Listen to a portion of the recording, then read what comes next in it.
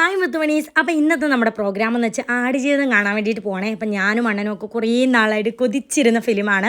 അപ്പം നമ്മുടെ പൊന്നൂസിൻ്റെ ചാനലിൽ പൊന്നൂസിന് വീഡിയോ ഓണാക്കി കൊടുത്തതാണ്. പൊന്നൂസ് പറയാണ് ഫ്രണ്ട്സ് നമ്മൾ ആടുജീവിതം കാണാൻ വേണ്ടിയിട്ട് പോവാണെന്നൊക്കെ. അപ്പം നമ്മളിങ്ങനെ കാറിൽ പോകുമ്പോൾ പോസ്റ്ററൊക്കെ ഒട്ടിച്ചേക്കുന്ന പൊന്നൂസിന് മോണ്ടനും അണ്ണൻ കാണിച്ചു കൊടുക്കും. അത് കണ്ടിട്ട് മോനോട്ട പറയും പൃഥ്വിരാജ് കിളവനായ ഫിലിമാണെന്നേ. അപ്പോൾ ഞങ്ങൾ ആദ്യം ഫുഡ് കഴിക്കാൻ വേണ്ടിയിട്ട് പോയി. ആദ്യമായിട്ട് ഒരു റെസ്റ്റോറൻറ്റ് അണ്ണൻ കാണിച്ചെന്ന് അവിടെ കയറിയതാണ്. ഇനി ഒരിക്കലും കയറുകയില്ല.